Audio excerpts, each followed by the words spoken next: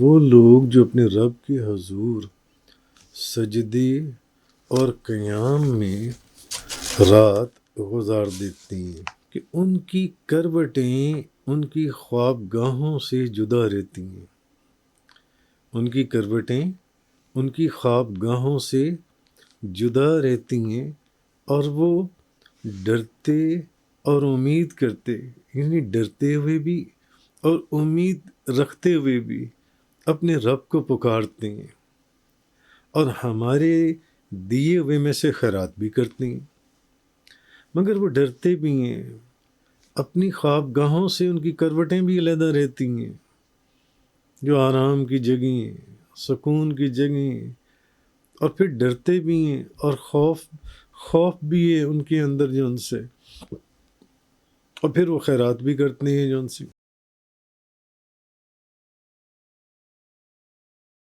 والذین یبیتون لربہم سجدا وقیاما، اور وہ لوگ جو اپنے رب کے حضور سجدہ اور قیام میں رات گزار دیتے ہیں۔ اب یہاں اس آیت میں یہ فرمایا گیا، اور وہ لوگ جو اپنے رب کے حضور سجدے اور قیام میں رات گزار دیتے ہیں۔ سجدے اور قیام کی حالت میں وہ لوگ جو ان سے ہیں۔ اب میں نے پہلے بھی 2-3 لیکچرز سے پہلے میں نے یہ بات عرض کی تھی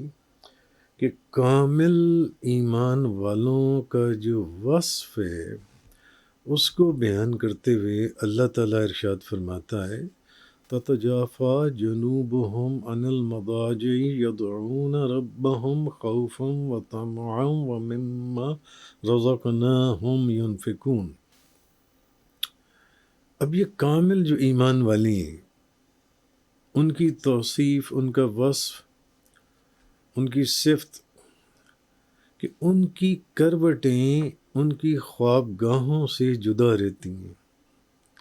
ان کی کروٹیں ان کی خوابگاہوں سے جدا رہتی ہیں، اور وہ ڈرتے اور امید کرتے، یعنی ڈرتے ہوئے بھی اور امید رکھتے ہوئے بھی اپنے رب کو پکارتے ہیں، اور ہمارے دیے ہوئے میں سے خیرات بھی کرتے ہیں، مگر وہ ڈرتے بھی ہیں، اپنی خوابگاہوں سے ان کی کروٹیں بھی علیحدہ رہتی ہیں، جو آرام کی جگہیں، سکون کی جگہیں، اور پھر ڈرتے بھی ہیں، اور خوف بھی ہے ان کے اندر جو ان سے، اور پھر وہ خیرات بھی کرتے ہیں جو ان سے۔ بے شک پرہیزگار لوگ جو ہیں وہ باغوں اور چشموں میں ہوں گے، بس پرہیزگار لوگ باغات میں ہوں گے، چشموں میں ہوں گے، اپنے رب کی عطائیں لیتے ہوئے۔ بے شک کیونکہ وہ اس سے پہلے نیکیاں کرنے والے تھے، نیکیاں کرتے تھے، اور وہ رات کے وقت رات میں کم سویا کرتے تھے، یہ نہیں کہ وہ ساری رات بے ہوش ہو جاتے تھے، انہیں پتہ ہی نہیں چلتا تھا کہ کب فجر ہوئی، کب تہجد کا وقت گزر گیا، نہ، اور وہ رات میں کم سویا کرتے تھے، اور رات کا جو آخری پہر ہوتا ہے، رات کے آخری پہروں میں بخشش مانگتے تھے، بخشش مانگتے تھے، اور وہ جو اپنے رب کے لیے سجدے اور قیام کی حالت میں رات گزارتے ہیں، اللہ نے ان لوگوں کا ذکر کیا ہے جو سجدوں کے اندر اور قیام کے اندر اللہ اور اللہ کے رسول کے لیے اور ان کے ذکر کے اندر راتوں کو گزار دیتے ہیں۔ تو امام محمد بن سیرین رحمۃ اللہ علیہ کی بہن کا ایک واقعہ ہے کہ حضرت حفصہ بن سیرین رحمۃ اللہ تعالی علیہ بصرہ میں ایک انتہائی بزرگ اور عبادت گزار خاتون تھیں، اور آپ ساری رات نماز پڑھتے ہوئے گزار دیتی تھیں، ساری رات نماز پڑھتی رہتی تھیں، اور نماز میں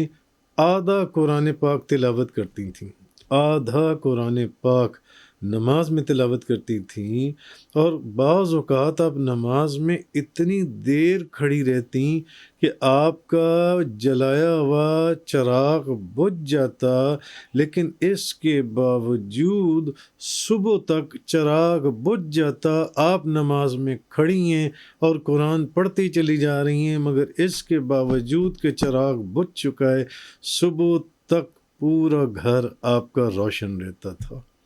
پورا گھر آپ کا روشن رہتا تھا۔ اور حضرت رابعہ بصریہ تفسیر روح المیان کے اندر ہے کہ حضرت بی بی رابعہ بصریہ جو ہیں رحمۃ اللہ تعالی علیہ، آپ کی اپنی وفات تک آپ کی یہ عادت رہی کہ آپ ساری رات نماز پڑھتی رہتی، اور جب فجر کا وقت قریب ہوتا تو تھوڑی دیر کے لیے سو جاتی تھیں، تھوڑی دیر کے لیے سو جاتی، اور پھر بیدار ہو کر کہتی اے نفس، تم کتنا سو گے اور کتنا جاگو گے، ان قریب تم ایسی نیند سو جاؤ گے کہ اس کے بعد قیامت کی صبح کو ہی بیدار ہوگے۔ بی بی رابعہ بصریہ جانسی۔ تو ایک چیز آپ لوگ اپنے ذہن میں رکھیں کہ اللہ تعالیٰ اپنے بندوں پر بڑا مہربان ہے، بڑا مہربان ہے اللہ تعالیٰ، اور وہ اپنے کرم سے، اپنے فضل سے رات میں اگر تھوڑی سی عبادت بھی کر لی جائے تو اس پر بھی وہ شب بیداری کا ثواب عطا فرما دیتا ہے۔ حضرت عثمان غنی رضی اللہ تعالی عنہ سے روایت ہے کہ نبی پاک صلی اللہ علیہ وسلم نے ارشاد فرمایا، جس نے عشاء کی نماز با جماعت ادا کی اس نے آدھی رات کے قیام کا ثواب پایا، اور جس نے فجر بھی با جماعت ادا کی وہ ساری رات عبادت کرنے والوں میں شامل ہو جائے گا۔ اس کی مثل ہے، ساری رات عبادت کرنے والے کی وہ شخص مثل ہے۔ اور حضرت عبداللہ بن عباس رضی اللہ تعالیٰ عنہ، وہ تو تھی مسلم شریف کی حدیث، اور حضرت عبداللہ بن عباس رضی اللہ تعالیٰ عنہما نے فرمایا کہ جس کسی نے عشاء کے بعد 2 رکعت یا اس سے زیادہ نفل پڑھی وہ شب بیداری کرنے والوں میں داخل ہے۔ عشاء کی نماز کے بعد رات کو اٹھ کے کسی نے 2 نفل پڑھ لیے یا کسی وقت 2 نفل پڑھ، وہ ساری شب، اور وہ جو حدیث تھی حضرت عثمان غنی کہ نبی پاک صلی اللہ علیہ وسلم نے فرمایا جس نے عشاء کی نماز با جماعت ادا کی اس نے آدھی رات کے قیام کا ثواب پایا، اور جس نے نماز فجر بھی با جماعت ادا کی وہ ساری رات عبادت کرنے والے کی مثل ہے جلسی ہے۔ تو بہرحال اصل میں بتایا یہ جا رہا ہے کہ ان کی راتیں کیسے بسر ہوتی ہیں، یہ جو لوگ ہیں، یہ جب دنیا خواب راحت کے مزے لوٹ رہی ہوتی ہے تو یہ جاگ کر اپنے پروردگار کو منا رہی ہوتی ہیں، یہ جاگ کر اپنے پروردگار کو یاد کر رہی ہوتی ہیں، اور اپنے پروردگار خالق کی ناراضگی سے ان کی آنکھیں نمناک ہوتی ہیں، ان کی آنکھوں میں آنسو ہوتے ہیں، اور کبھی سجدہ ریز ہو کر اس کی پاکی اور اس کی کبریائی بیان کر رہی ہوتی ہیں، اور کبھی ادب اور تواضع کی تصویر بن کر دست بستہ اس کے حضور میں قیام کی حالت میں کھڑے ہوتے ہیں، اور ان کی راتیں اسی حالت میں گزر جاتی ہیں۔ کسی کافر نے صحابہ کرام کے ساتھ، صحابہ کرام کے لشکر میں چند راتیں اور چند دن اس نے بسر کیے، تو اس نے واپس جا کر اپنے بادشاہ کو بتایا کہ وہ لوگ ہیں جو سارا دن برق رفتار گھوڑوں کی پیٹھ پر بیٹھ کر داد شجاعت دیتے ہیں اور رات کے وقت راہبوں کی طرح ذکر الہی میں مشغول رہتے ہیں۔ تو یہ وہ چیز ہے جو اس آیہ کریمہ کے اندر اللہ تبارک و تعالیٰ نے ارشاد فرمائی۔ آگے فرمایا والذین یقولون ربنا اصرف عنا عذاب جہنم ان عذابها کان غراما انہا ساءت مستقرا و مقاما۔ آگے فرمایا اور وہ لوگ جو کہتے ہیں اے ہمارے رب ہم سے دوزخ کے عذاب کو پھیر دے۔ اور وہ لوگ جو کہتے ہیں اے ہمارے رب ہم سے دوزخ کے عذاب کو پھیر دے، بے شک دوزخ کا عذاب چمٹنے والا، بے شک وہ ٹھہرنے اور رہنے کی بہت بہت بری جگہ ہے، وہ بہت بری جگہ ہے جو ان سے ہے۔ یعنی وہ لوگ اللہ کی عبادت کرنے کے باوجود، اللہ ساری ساری رات اللہ کی عبادت بھی کرتے ہیں، قیام میں یا سجدے میں گزارتے ہیں، اس کے باوجود وہ اللہ کے عذاب سے ڈرتے ہوں گے۔ یہ وہ لوگ ہیں جو اللہ کے عذاب سے ڈرتے ہیں اور اپنے سجدوں میں اور اپنے قیام میں یہ دعا کریں گے کہ ہمارے رب ہم سے دوزخ کا عذاب پھیر دے، ہم سے دوزخ کا عذاب پھیر دے، بے شک دوزخ کا عذاب چمٹنے والا ہے۔ اب اس آیت میں دوزخ کے عذاب کو غرام فرمایا ہے، اور غرام کے معنی ہیں شدت اور سختی سے مطالبہ کرنا، شدت اور سختی سے کسی چیز کا مطالبہ کرنا۔ اب قرض خواہ اور قرض دونوں کو غریم کہتے ہیں۔ دوزخ کے عذاب کو غرام اس لیے فرمایا کیونکہ وہ عذاب بھی مجرموں کے ساتھ لازم اور دائم رہے گا، اور ان مجرم لوگوں سے ان سے جدا نہیں ہوگا۔ قرض خواہ کو بھی اسی لیے غریم کہتے ہیں کہ وہ مقروض سے چمٹ جاتا ہے اور ہر وقت اس کو کہتا ہے کہ میرا قرض جو ان سے وہ مجھے واپس لوٹا دو، وہ مجھے واپس لوٹا دو۔ تو اصل چیز یہ ہے۔ تو کامل ایمان والوں کی شب بیداری اور عبادت کا ذکر فرمانے کے بعد اس آیت اور یہ جو اس کے بعد والی آیت ہے، اب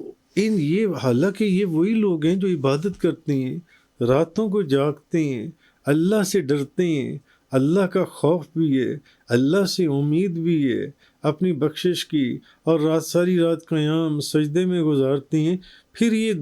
یہ دعائیں مانگتے ہیں۔ اب ان کی ایک دعا کا بیان کیا گیا، جو ان کی ایک دعا کا بیان کیا گیا کہ وہ اپنی نمازوں کے بعد اور عام اوقات میں یوں عرض کرتے ہیں کہ اے ہمارے رب ہم سے جہنم کا عذاب پھیر دے۔ والذین یقولون ربنا اصرف عنا عذاب جہنم، اے ہمارے رب ہم سے جہنم کا عذاب پھیر دے، جو کہ انتہائی شدید اور دردناک عذاب ہے۔ بے شک اس کا عذاب گلے کا پھندا ہے جو کافروں سے جدا ہونے والا نہیں ہے، کافروں سے جدا نہ ہونے والا ہے۔ بے شک جہنم بہت ہی بری ٹھہرنے اور قیام کرنے کی جگہ ہے، جہنم بہت بری جگہ ہے۔ تو علامہ اسماعیل حقی رحمۃ اللہ علیہ آپ فرماتے ہیں کہ اس آیت میں یہ بتایا گیا ہے، اصل میں یہ چیز بتائی گئی ہے اس آیت کے اندر۔ اور ایک چیز اور بھی ہے، وہ یہ کہ اپنی عبادت اور اپنی ریاضت پر بھروسہ کرنے کی بجائے اللہ کی رحمت اور کرم پر بھروسہ کرنا چاہیے، اور اس کی خفیہ تدبیر سے خوفزدہ رہنا چاہیے، کہ یہ کامل ایمان والوں کا طریقہ ہے۔ اپنی عبادت کے پر بھروسہ نہیں کرنا چاہیے، بس میں نے میں نے 2 فرض پڑھ لیے، میں نے نفل پڑھ لیے، سنت نہیں، بس میں تو بخشا ہوا ہوں، میرے جیسا تو کوئی ہے ہی نہیں، میں تو اللہ کا ولی بن گیا۔ نہیں، اللہ کے سامنے عاجزی اور انکساری، اپنی ریاضت پر بھروسہ، اپنی عبادت پر بھروسہ نہیں کرنا، اللہ کی رحمت اور کرم پر بھروسہ کرنا چاہیے، اس کی خفیہ تدبیر سے ہر وقت خوف زدہ رہنا چاہیے۔ یہ کامل ایمان والوں کا طریقہ ہے۔ امام عبداللہ بن احمد نصفی رحمۃ اللہ علیہ فرماتے ہیں کہ ان کی اس دعا سے یہ ظاہر کرنا مقصود ہے کہ وہ کثرت عبادت کے باوجود، اتنی عبادت کے باوجود کہ رات دن قرآن، حدیث، ذکر، اذکار، نماز، روزہ، حج، زکوٰۃ، وہ لوگ اللہ کا خوف رکھتے ہیں اور ان کی بارگاہ میں اور اس کی بارگاہ میں عاجزی، انکساری اور گریہ زاری کرتے ہیں، راتوں کو اٹھ کر بھلے وہ تہجد کے وقت کسی بھی وقت سجدے میں جا کر اللہ سے معافیاں مانگتے ہیں۔ اور علامہ اسماعیل حقی رحمۃ اللہ علیہ فرماتے ہیں کہ اصل میں اس آیت میں یہ بتایا گیا ہے کہ کامل ایمان والے مخلوق کے ساتھ اچھا معاملہ کرنے اور اللہ کی عبادت میں خوب کوشش کرنے کے باوجود اللہ کے عذاب سے بہت ڈرتے ہیں۔ اتنی عبادت کرنے کے باوجود یہ راتوں کو اپنی خوابگاہوں سے علیحدہ رہتے ہیں، یہ راتوں کو سجدے میں رہتے ہیں، یہ راتوں کو قیام میں رہتے ہیں،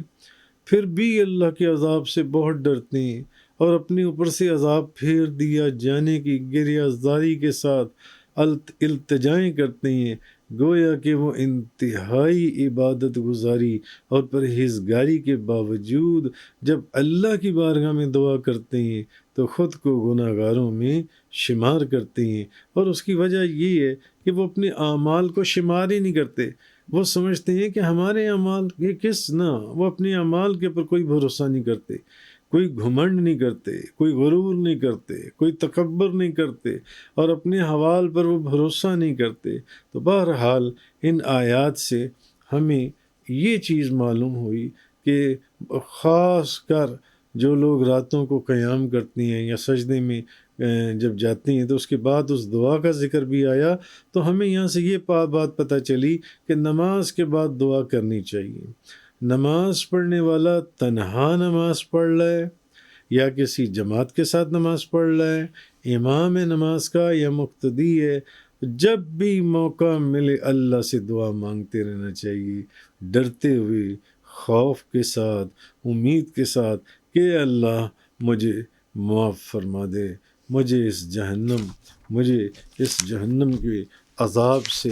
اپنی حفاظت میں لے لے۔ کیونکہ انہا ساعت مستقرا و مقاما، بے شک وہ ٹھہرنے اور رہنے کی بہت بری جگہ ہے۔ وآخر الدعوانا ان الحمد للہ رب العالمین۔ تفسیر قرآن کا یہ لیکچر انگلش میں سننے کے لیے براہ کرم ڈسکرپشن میں موجود لنک پر کلک کریں۔